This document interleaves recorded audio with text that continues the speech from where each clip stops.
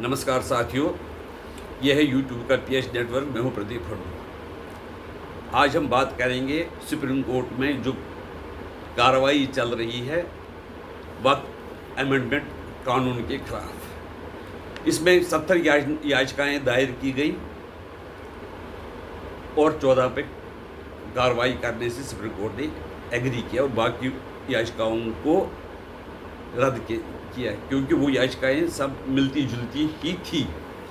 इसलिए फालतू की याचिकाएं उन्होंने सोचा कि करने की कोई आवश्यकता नहीं है। इस सिलसिले में मैं आपको ये बताना चाहता हूँ, एक डायलॉग है, सरकार तो आपकी है लेकिन सिस्टम हमारा है। ये कश्मीर फाइल का डायलॉग है, क्योंकि जो जेनोसाइड कश्मीर में हुआ उसका कॉग्निजेंस कोर्ट ने नहीं लिया। यानी कोर्ट उस हिसाब से ही चलती है जो पहले का यहाँ पर इकोसिस्टम बना हुआ है। हालांकि कोर्ट की जिम्मेदारी होती है कि वो जो कानून है उसके विरुद्ध जो काम किए गए हो उस पर नज़र रखे। तो जो माननीय न्यायाधीश है उनके बारे में हम ज़्यादा कह नहीं सकते हैं। आज कपिल सिब्बल ने कोर्ट में ये दलील दी कि ये जो वक्फ अमेंडमेंट बिल है ये फंडामेंटल राइट्स के खिलाफ है। ये आर्टिकल 25 और 26 के खिलाफ है। आर्टिकल 25 में और 26 में ये कहा गया है, जिसमें धार्मिक स्वतंत्रता के बारे में कहा गया है, right to property, right to practise religion वगैरह चीज़ें आती हैं।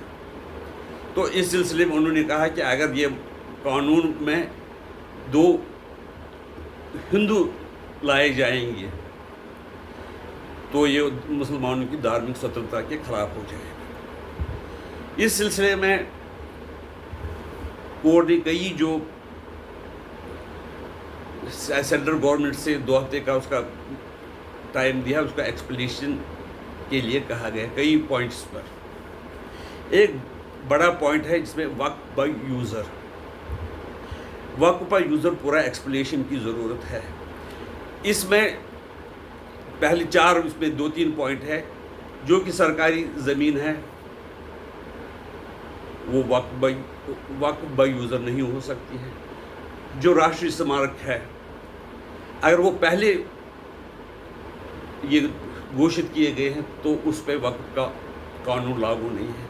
अगर आदिवासियों की ज़मीन के बारे में वो है तो उस पर ये कानून लागू नहीं है। इस सिलसिले में अगर दूसरी चीज़ें हैं अगर जिसके बारे में वो तो वक्फ को नेचुरली हो गई, ये 3-4 चीज़ें छोड़कर वो बाकी वक्फ की है जिसमें कोई कागज़ हो गया।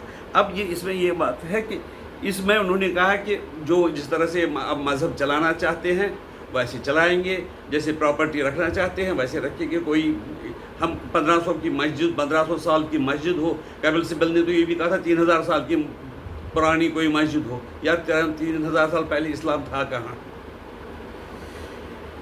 इस सिलसिले में मैं बताना चाहता हूँ कि बीच में क्वेश्चन में से एक याद मुझे आ गई। झारखंड के एक मंत्री जी कहते हैं कि शरीयत को जो संविधान से ज़्यादा प्रेफरेंस मिलेगी। यानी कि शरीयत अगर कहती है वो उसी हिसाब से जो अमेंडमेंट है वो होना चाहिए। वो कहते हैं कि ये जो प्रॉपर्टी, ये दान की हुई प्रॉपर्टी है जो वक्फ को हो जाती है। दान कौन करेगा? दान कोई करेगा मरने के बाद। अगर उसने वसीयत वगैरह नहीं की होगी तो मरने के बाद वो दान आ सकती है। जन्म पैदा होते हुए वो इस्लाम में वो अलाउड नहीं है। इसमें बोलते इल्म उल फराइद मुस्लिम उत्तराधिकार कानून, किसी के कोई बच्चे वगैरह नहीं हुए तो वक्फ वाले आएंगे जी ये हमारी ज़मीन है, वक्फ की ज़मीन है।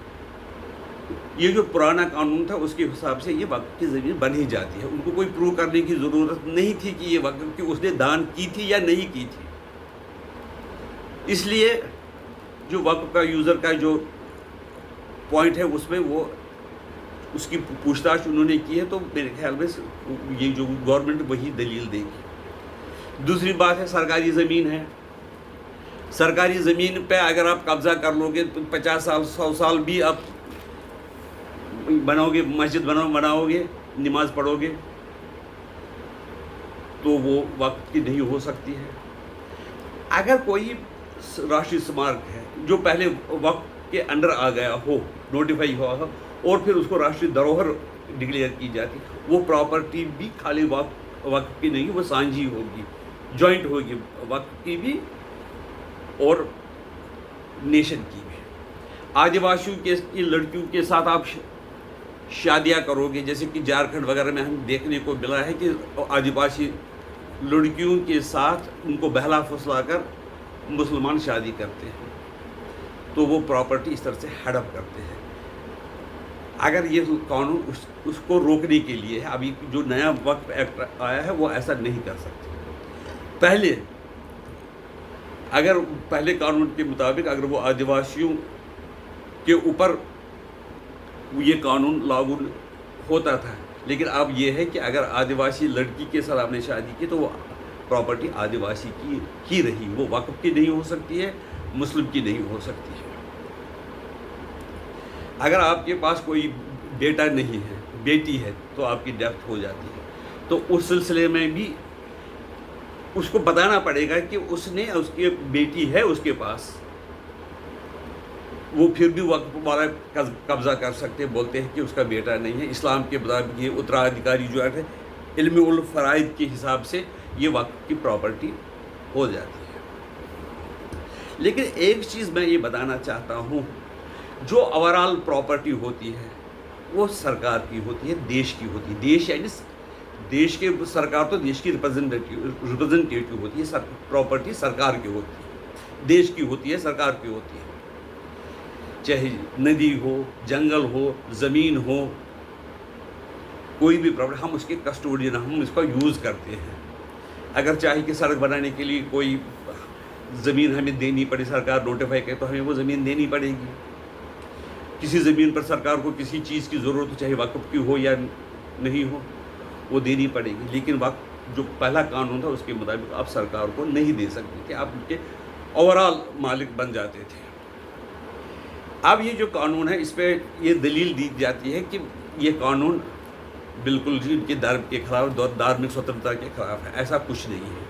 ये जो कानून है वो देश के कानून के हिसाब से ही है। बाकी कोई ये चाहे कि किसी चीज़ को भी कब्ज़ा करे, किसी को ज़ोर ज़बरदस्ती करके उसको प्रेशर बनाकर अंडरहैंड डील करके उससे वो प्रॉपर्टी छीन ले, तो वक्फ की हो गई है। उसकी मतलब गारंटी कौन देगा? वो स्टेट की जिम्मेदारी है उसकी प्रॉपर्टी की रक्षा करना। लेकिन ये ऐसा वक्फ का कानून है, मस्जिद बन गई तो वो हमेशा वक्फ की प्रॉपर्टी हो गई। वन से मस्जिद ऑलवेज मस्जिद, ये भी कई लोगों ने ओवैसी वगैरह ने बोला है।